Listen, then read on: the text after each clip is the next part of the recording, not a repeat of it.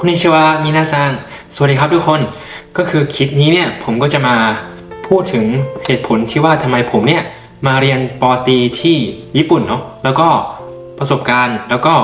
สิ่งที่ผมได้เรียนรู้เกี่ยวกับการเรียนที่นี่เล็กๆน้อยๆเนาะ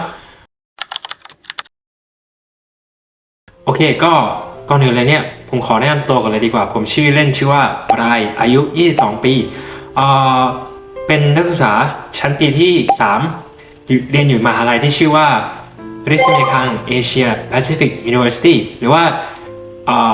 ริสเมคังอาเซียไทเฮโยไดก็คือในภาษาญี่ปุ่นเนาะผมเรียนอยู่ที่นี่เนี่ยมาได้เกือบประมาณ4 ปีแล้วเนาะก็ผมก็มาจากจังหวัดสงขลาหาดใหญ่เนาะตอนอยู่มปลายแล้วก็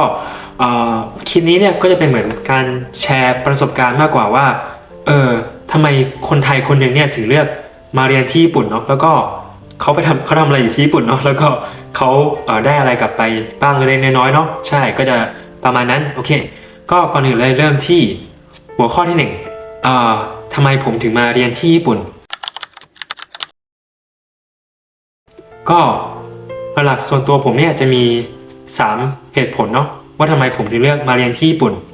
หัวข้อที่1 pop culture หัวข้อที่2fashion แล้วก็หัวข้อที่3 lifestyle ก็คือนี่เป็นเรื่องของความชอบส่วนตัวล้วนๆเลยเนาะก็คืออย่าง pop culture เนี่ยผมจะชอบในเรื่องของอนิเมะเนาะแล้วก็เพลงแล้วก็นิยายก็คือช่วงประมาณเกือบ4 ปีที่แล้วเนี่ยตอนที่ผมยังอยู่มัธยมปลายเนี่ยที่ไทยเนี่ยช่วงเวลาว่างๆหลังจากเรียนเสร็จเนี่ยผมก็ชอบที่จะดูอนิเมะมากเลยเนาะอนิเมะที่ผมชอบที่สุดก็จะเป็นเรื่องคิมิโนะนะวะเนาะหลายๆคนที่ชอบญี่ปุ่นก็น่าจะรู้จักกันดีแล้วก็เพลงเนี่ยผมก็ฟังเยอะมากเลยไม่ว่าจะเป็นยาโอโซบิวานดี้หรือว่าอิชิโกะอัลบะแต่ว่าที่ชอบที่สุดเนี่ยก็จะเป็นวงไหนไม่ได้เลยนอกจากRed Wings แล้วก็นิยายญี่ปุ่นผมชอบอ่านเยอะมากเลยนะผมว่ามันไว้มันดีอะเวลาอ่านแล้วก็เรื่องที่ประทับใจมากที่สุดเรื่องหนึ่งเลยเป็นเรื่องที่ชื่อว่า The Miracles of Namiya General Store เนาะภาษาไทยผมจำชื่อไม่ได้แล้วก็นั่นแหละผมว่านี่ก็เป็นเรื่องpop culture เนาะที่ผมค่อนข้างประทับใจในของฝั่งญี่ปุ่นมากเลยแล้วก็ในเรื่องของแฟชั่นนะก็คือตอนผมอยู่ม.ปลายที่ไทยเนี่ยผมชอบ explore แฟชั่นต่างๆเนาะซึ่งแน่นอนว่าแฟชั่นสไตล์หนึ่งที่ผมที่เตะตาผมเลยเนี่ยก็คือแฟชั่นสไตล์ญี่ปุ่นอย่างเช่นวงแบรนด์อย่างเช่น Uniqlo Muji เนาะที่ค่อนข้างจะหาได้ง่ายในไทยเนี่ยก็คือเป็นแบรนด์ญี่ปุ่นที่ผมค่อนข้างประทับใจในสไตล์เพราะว่าผมชอบสไตล์แบบที่มันมินิมอลแบบเรียบๆแต่ว่ามันดูมีอะไรอย่างเช่นสไตล์ญี่ปุ่นเนี่ยผมก็เลยชอบตรงจุดนี้แล้วก็อยากลองมาญี่ปุ่นดูส่วนในเรื่องของไลฟ์สไตล์เนี่ยผมค่อนข้างสนใจมากเลยนะเพราะว่าเวลาผมดูอนิเมะในเรื่องต่างๆไม่ว่าจะเป็นคิโนะวะหรือว่าเรื่องอื่นๆเนี่ยหรือว่าเวลาคุณดูเพื่อนๆดูยูทูบเบอร์ญี่ปุ่นที่แบบทำวล็อกอะไรพวกเนี้ยเกี่ยวกับการสอนภาษาญี่ปุ่นเนี่ยผมมองว่ามันเป็นชีวิตที่มันดูแบบเรียบง่ายดูสงบแล้วก็ดูแฮปปี้ดีในมุมมองของผมนะก็เลยด้วยเหตุผลหลักๆ3 ข้อนี้แหละผมก็เลยเลือกที่จะมาเรียนต่อญี่ปุ่นซึ่งผมต้องขอบอกก่อนเลยว่าก่อนที่ผมจะมาเรียนญี่ปุ่นเนี่ยผมเคยเรียนที่ไทยมาก่อนผมเคยเรียนที่มหาลัยมหิดลสาขาบริหารธุรกิจไม่ใช่คณะบริหารธุรกิจที่จริงเป็นคณะวิทยาศาสตร์นะไม่ใช่บริหารธุรกิจพูดผิด สาขาคณิตศาสตร์ประกันภัยแต่ว่าช่วงนั้นเนี่ยมันเป็นช่วงโควิดซึ่งผมแบบรู้สึกว่ามันไม่ใช่สิ่งที่ผมจะไปต่อหลังจากเรียนจบเนี่ยมันไม่ใช่สิ่งที่ผมต้องการผมก็เลยเลือกที่จะซิ่วมา1 เทอมเนาะแล้วก็1 เทอมที่เหลือเนี่ยผมเรียนภาษาญี่ปุ่นอยู่ในโรงเรียนสอนพิเศษภาษาญี่ปุ่นเนาะที่กรุงเทพแล้วก็ผมก็เลยมาต่อที่ญี่ปุ่นหลังจากจบโควิดช่วงนั้นเนาะแล้วก็นั่นแหละก็ผมมองว่าการเลือกตัดสินใจครั้งนี้เนี่ยก็เป็นการตัดสินใจที่สำคัญมากเลยเนาะครั้งหนึ่งในชีวิตการที่เราไปเรียนต่อต่างประเทศไปเรียนป.ตรีต่อต่างประเทศเนี่ยมันต้องค่อนข้างคิดค่อนข้างเยอะเนาะไม่ใช่แค่เรื่องที่ผมพูดไป3 หัวข้อก่อนหน้านี้เนาะมันต้องมีเรื่องอื่นอีกไม่ใช่เรื่องค่าใช้จ่ายเรื่องสิ่งที่เราชอบสิ่งที่เราอยากทำในอนาคตหรือว่าเรื่องภาษาอะไรพวกนี้เนาะมันก็ต้องคิดเนาะแต่ว่านั่นก็เป็นหลัก3 ข้อที่ว่าทำไมผมเลือกมาเนาะเพราะว่าผมมองว่าการเลือก ทำตามหัวใจความชอบของผมเนี่ยมันไม่ผิดเนาะผมมองว่าถ้าเราชอบอะไรแล้วเราไปทำตามสิ่งนั้นเนี่ยให้ตายยังไงสักวันหนึ่งเดี๋ยวมันก็จะได้ผลตอบแทนกลับมาเนาะสิ่งที่มันผิดเนี่ยผมว่ามองว่าเป็นการที่เราไม่กล้าเชื่อใจตัวเองแล้วก็ไม่กล้าที่จะลงมือทำมากกว่าแล้วก็อยู่กับที่ไม่กล้าทำอะไรเพราะกลัวผมว่านั่นแหละเป็นสิ่งที่ผิดแล้วก็นั่นก็จะเป็นหัวข้อแรกเนาะว่าทำไมคนคนนึงเด็กไทยคนนึงถึงเลือกมาเรียนที่ญี่ปุ่นเนาะโอเคถัดมาก็จะเป็นหัวข้อที่2จะเป็นเรื่องของประสบการณ์การเรียนที่ผมได้พบเจอมาในช่วง 3-4 ปีนี้เนาะก็ภาพรวมเนี่ยผมก็จะตอบว่าดีเลยดีมากกว่าไม่ดีถ้าเต็มร้อยเนี่ยผมให้70ผมมองว่าการเรียนที่ญี่ปุ่นเนี่ย70เต็มร้อยเนี่ยเอาผมพูดถึง30ก่อนแล้วกัน30ในส่วนที่ผมมองนี่ก็จะเป็นในเรื่องของปัญหาต่างๆเนาะว่าจะเป็นเรื่องของความเหงาเนาะที่เป็นคนไทยคนไทยในญี่ปุ่นเนาะแล้วก็ในเรื่องของค่าใช้จ่ายเนาะที่เราต้องคำนวณให้ดีๆเนาะไม่ให้ใช้มากใช้น้อยเกินไป ใช้มากเกินไปเนาะแล้วก็อาจจะเป็นในเรื่องของการกำแพงภาษาเนาะที่เราต้องฝึกอยู่ตลอดเวลาเนาะให้พัฒนาตัวเองเพื่อจะมีชีวิตรอดอยู่ได้ก็เป็นปัญหาทางด้านจิตใจเนาะที่มันค่อนข้างแก้ไขได้ยากเนาะแล้วก็ไม่สามารถปรึกษาใครได้มากมายขนาดนั้นก็หักไป30ส่วน70เนี่ยจะเป็นเรื่องของมาตรฐานการศึกษาที่ค่อนข้างสูงเนาะแล้วก็ในเรื่องของความปลอดภัยในการใช้ชีวิตแล้วก็ความสะดวกในการใช้ชีวิตเนาะแล้วก็อาจจะเป็นเรื่องของเพื่อนที่ไม่ใช่มีแค่ญี่ปุ่นหรือไทยเนาะแต่ก็จะมีเพื่อนจากหลายประเทศเข้ามาเรียนอยู่ที่นี่เนาะแล้วก็จะเป็นเรื่องของการฝึกความมีระเบียบวินัยในการที่เราต้องเอาชีวิตรอดด้วยตัวเองต้องใช้ชีวิตด้วยตัวเองเนาะแบบไม่จะเป็นเรื่องของการทำธุรกรรมเอกสารต่างๆแล้วก็ต้องทำด้วยตัวเองเนาะหรือว่าไม่ว่าจะเป็นเรื่องของการที่เราแน่นอนได้ฝึกภาษาเนาะแล้วก็ภาพรวมทั้งหมดเนี่ยผมก็จะให้อยู่ที่70 30ก็คือที่พูดไปเมื่อกี้เนาะก็นั่นแหละในส่วนของประสบการณ์ที่ผมได้เป็นนักเรียน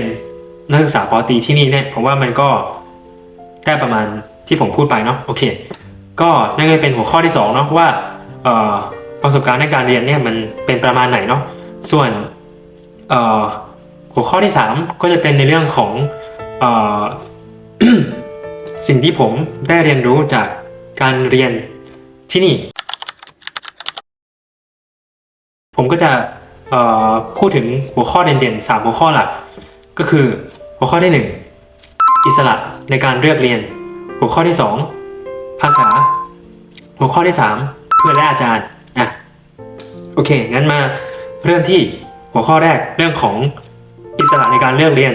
ก็คืออย่างแรกเลยอิสระในการเลือกเรียนเนี่ยไม่ว่าจะเป็นในห้องเรียนหรือนอกห้องเรียนเนี่ยมันก็จะค่อนข้างสูงเนาะพูดถึงในเรื่องของในห้องเรียนก่อนผมก็จะเรียนคณะบริหารธุรกิจเนาะสาขามาร์เก็ตติ้งซึ่งผมก็จะค่อนข้างมีความอิสระในการเลือกเรียนได้หลากหลายนะว่าถ้าอยากเรียนวิชานี้ก็ลงเรียนอยากเรียนวิชานี้ก็ลงเรียนถึงแม้จะมีวิชาบังคับเนาะแต่ว่าเราก็สามารถเลือกเรียนที่เราชอบได้หลากหลายเนาะไม่ว่าจะเป็นตัวเมเจอร์ที่สนใจอย่างมาร์เก็ตติ้งของผมนะหรือว่าเมเจอร์อื่นในคณะนี้เนาะหรือว่าแม้แต่ในตัวคณะเองเนี่ยเราก็สามารถเลือกเรียนวิชาของคณะอื่นได้ด้วยนะคือแบบเราอยากรู้ว่าคณะอื่นเขาเรียนอะไรกันแล้วมันเป็นยังไงหรือเรามีเพื่อนจากคณะที่อยู่คณะอื่นแล้วเราอยากไปแจงกับเพื่อนอย่างเงี้ยเราก็สามารถทำได้เนาะมันก็ไม่ได้แบบมีอะไรที่มาปิดกั้นตรงนั้นเนาะก็จะเป็นความอิสระในการเลือกเรียนในห้องเรียนเนาะหรือแม้แต่นอกห้องเรียนเนี่ยก็จะเป็นกิจกรรมเสริมสิ่งที่เราสนใจอย่างเช่นฮ็อบบี้อย่างเช่นสมมุติว่าเพื่อนๆชอบแบบถ่ายรูปอย่างเงี้ยก็จะมีชมรมถ่ายรูปที่คนชอบถ่ายรูปเหมือนกันก็จะมารวมตัวกันแล้วก็ไปถ่ายรูปด้วยกันไหมทำกิจกรรมด้วยกันอะไรเงี้ยผมว่ามันก็ดีนะหรือว่าชอบฟุตบอลชอบบาสเกตบอลวอลเลย์บอลอย่างเงี้ยก็จะมีที่โรงยิมก็หรือว่าที่สนามฟุตบอลหรือว่าเราก็สามารถไปสมัครเข้าชมรมเนาะแล้วก็ไปร่วมสนุกกับคนอื่นได้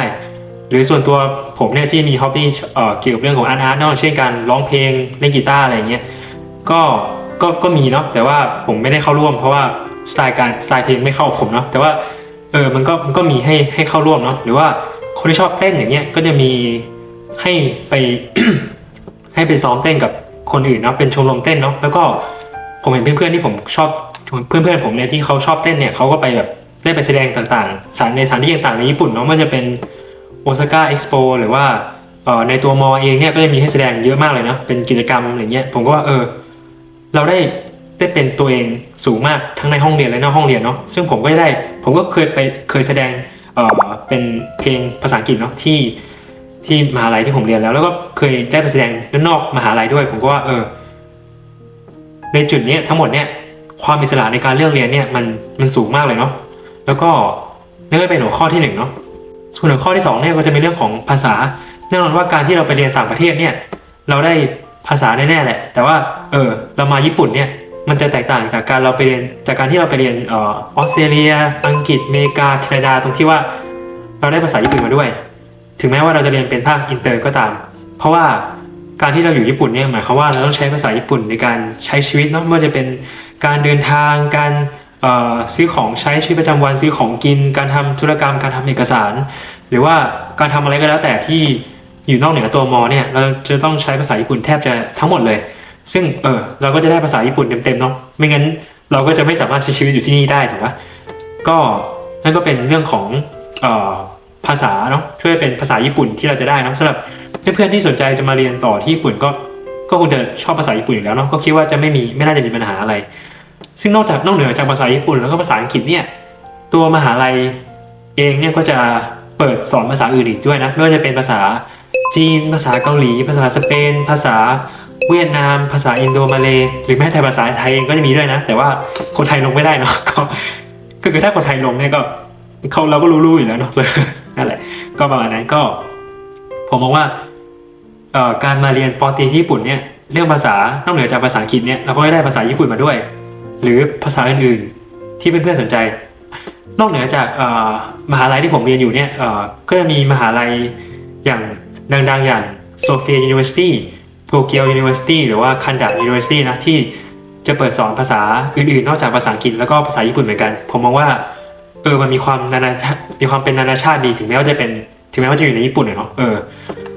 ก็นั่นก็เป็นเรื่องของสิ่งที่ผมได้เรียนรู้เกี่ยวกับการเรียนที่นี่นะหัวข้อที่2ซึ่งหัวข้อที่3เนี่ยก็จะเป็นเรื่องของเพื่อนแล้วก็อาจารย์เนาะก็ สำหรับการเรียนที่ญี่ปุ่นเนี่ยถ้าเราอยากจะทำให้มันดีเนี่ยเราก็ต้องศึกษามันด้วยตัวเองถูกปะแต่นอกเหนือจากการศึกษาด้วยตัวเองเนี่ยผมปฏิเสธไม่ได้เลยว่าการเลือกเพื่อนการเลือกคบเพื่อนกับการเลือกอาจารย์ที่เราจะเรียนด้วยเนี่ยมันมีความสำคัญมากเลยนะไม่แพ้ไปกับการเรียนด้วยตัวเองเลยเพราะว่าผมเรียนภาคอินเตอร์เนาะซึ่งผมไม่เคยลงวิชาที่เป็นภาษาญี่ปุ่นเนาะเพราะผมรู้อยู่แล้วว่า